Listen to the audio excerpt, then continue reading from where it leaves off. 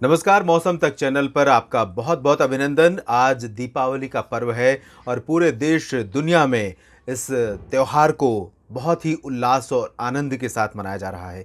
आप सभी को एक बार फिर से मौसम तक चैनल की तरफ से बहुत बहुत शुभकामनाएं दीपावली पर्व की। आपके पूरे परिवार के लिए ये पर्व मंगलमय और मंगल का संदेश लेकर आए, ऐसी मेरी कामना है। अब बात करते हैं मौसम की। अगले 24 घंटों के दौरान यानी 5 नवंबर को दीपावली के ठीक अगले दिन कैसा रहेगा संपूर्ण भारत में मौसम का हाल। आप पटाखों की आवाज़ से सुन सकते हैं कि दीपावली का पर्व इस समय कितने उल्लास के साथ मना रहे हैं। बच्चे और बड़े सब आपस में मिल रहे हैं और एक दूसरे को शुभकामनाएं प्रेषित कर रहे हैं।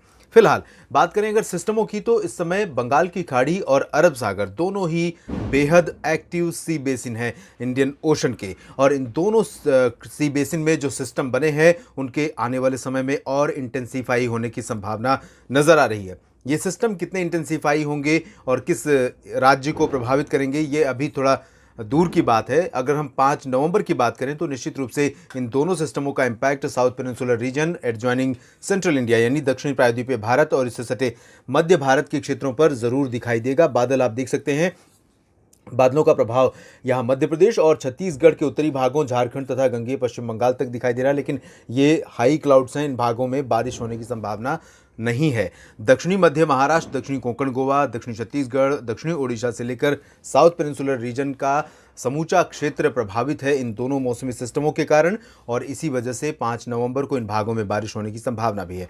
उत्तर भारत की तरफ अगर हम बढ़ें तो यहाँ पर डब्ल्यूडी का इम्पैक्ट अभी भी बना हुआ है और बादल नजर आ रहे हैं, लेकिन अगले 24 घंटों के दौरान ये सिस्टम लद्दाख के ऊपर होगा और हरियाणा के ऊपर बना जो सर्कुलेशन है वो भी कमज़ोर हो जाएगा। तो इसकी वजह से हवाएं फिर से पश्चिमी दिशा से चलनी शुरू होंगी, जिसकी वजह से मौसम साफ होने लगेगा। और इन मौसमी सिस्टमों और इन स्थितियों के बीच में अगर हम 5 नवंबर के दौरान बारिश की बात करें तो उत्तर भारत के क्षेत्रों में सुबह और दोपहर तक अनुमान है कि जम्मू कश्मीर, गिलगित बाल्तिस्तान, मुजफ्फराबाद और लद्दाख में कुछ स्थानों पर वर्षा हो सकती है। उत्तराखंड में और हिमाचल प्रदेश में मेनली ड्राई वेदर रहेगा सभी जगहों पर। ज़्यादातर इलाकों में यहाँ पर शुष्क मौसम की संभावना ही रहेगी। मैदानी इलाकों में क्योंकि मौसमी सिस्टम आगे बढ़ जाएंगे, जिसकी वजह से मैदानी इलाकों में पंजाब, हरियाणा, दिल्ली, वेस्ट उत्तर प्रदेश, राजस्थान के पश्चिमी और पूर्वी भागों तथा पूर्वी उत्तर प्रदेश के क्षेत्रों में ज़्यादातर इलाकों पर पश्चिमी हवाओं का प्रभाव शुरू हो जाएगा, और इसकी वजह से हवा में बनी धुंध या कुहासा या कोहरा या फिर स्मॉग ये धीरे धीरे डिस्पर्स होने लगेगा। तो अनुमान, लेकिन बहुत लंबे समय के लिए क्लियर डायरेक्शन नहीं रहेगी वेस्टर्ली हवाओं की, तो आप उम्मीद नहीं कर सकते हैं कि कई दिनों तक आने वाले कई दिनों तक पश्चिमी हवाएं इस तरह से चलती रहेंगी और आसमान साफ रहेगा, हवाओं में प्रदूषण कम रहेगा। ऐसी स्थितियां नहीं रहेंगी।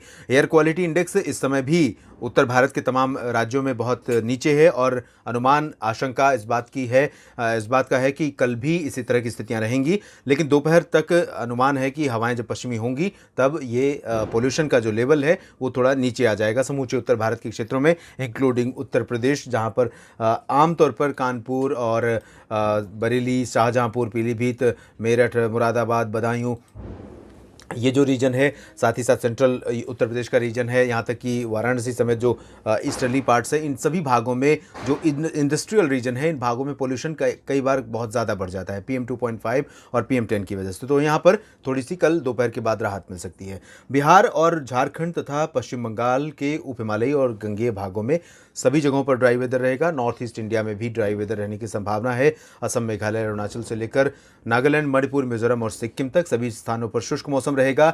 सेंट्रल इंडिया में ओडिशा, छत्तीसगढ़ से लेकर गुजरात तक मेनली ड्राई वेदर रहेगा, लेकिन अरब सागर और बंगाल की खाड़ी पर बने मौसमी सिस्टमों के कारण मॉइस्चर पहुंच रहा है आज भी, और अनुमान यह है कि 5 नवंबर को भी मॉइस्चर यहां पर पहुंचेगा सेंट्रल इंडिया के इन भागों में। तो महाराष्ट्र के अधिकांश हिस्सों पर आप बादल देख सकते हैं कल, भले ही वो मीडियम और हाई क्लाउड होंगे, लेकिन विदर्भ और मराठवाड़ा के उत्तरी हिस्सों, उत्तरी मध्य महाराष्ट्र और उत्तरी कोंकण गोवा के क्षेत्रों में जहां पर आज मेनली ड्राई वेदर था, यहां पर आप बादल देख सकते हैं।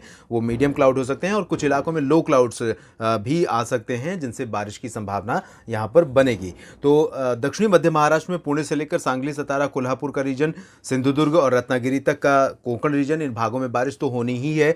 बाकी जो क्षेत्र हैं महाराष्ट्र के, इन भागों में भी कुछ स्थानों पर वर्षा की संभावनाएं अगले 24 24 घंटों के दौरान बन सकती हैं। गोवा में भी बारिश होने की संभावना लगातार है। लाइटनिंग, थंडरस्टॉर्म और हवाओं के साथ बारिश यहाँ पर होगी और यही स्थिति कोस्टल महाराष्ट्र पर भी रहेगी।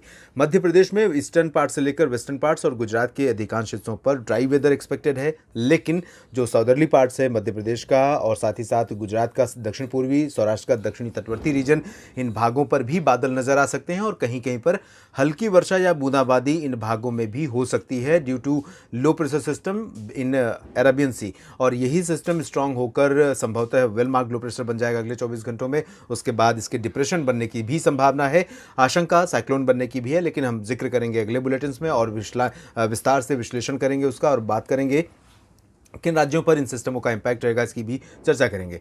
दक्षिण भारत के क्षेत्रों में नॉर्थ ईस्ट मानसून लगातार आगमन के बाद से एक्टिव बना हुआ है और उत्तरी तटवर्ती आंध्र प्रदेश से लेकर रायलसीमा, दक्षिणी तटवर्ती आंध्र प्रदेश और तमिलनाडु के तमाम इलाकों, पुदुचेरी, केरल और आंतरिक कर्नाटक के उत्तरी तथा दक्षिणी हिस्सों, इन सभी भागों में कई जगहों पर बारिश हो रही है। आने वाले 24 घंटों के दौरान भी यहाँ पर कई स्थानों पर मध्यम से भारी वर्षा देखने को मिल सकती है। बेंगलुरु और मैसूरू, हसन और आसपास के इलाकों में भी भारी बारिश की संभावना रहेगी। लक्षद्वीप में भी कई स्थानों पर मध्यम से तेज वर्षा होने के संकेत यहां पर नजर आ रहे हैं। और जो लो प्रेशर सिस्टम अरब बंगाल की खाड़ी पर बना हुआ है, ये कई दिनों तक यहीं पर घुमड़ता रहेगा और उसके बाद इसके और ज़्यादा जोर पकड़ने की आशंका है। जिस तरह से अरब सागर में सिस्टम इंटेंसीफाई हो रहा है, इसी तरह से दक्षिण पश्चिमी बंगाल की खाड़ी पर भी इंटेंसीफाई हो सकता है। लेकिन जैसा कि मैंने कहा, हम अगले बुलेटिन्स में बात करेंगे कि ये सिस्टम बनेंगे तो किन इलाकों को प्रभावित करेंगे। और अंडमान और निकोबार द्वीप समूह में on and off light to moderate rain रुक रुक कर होती रहेगी। देश भर के मौसम पूर्वानुमान के इस बुलेटिन में अभी इतना ही। आप बने रहिएगा मौसम तक चैनल के साथ। धन्यवाद।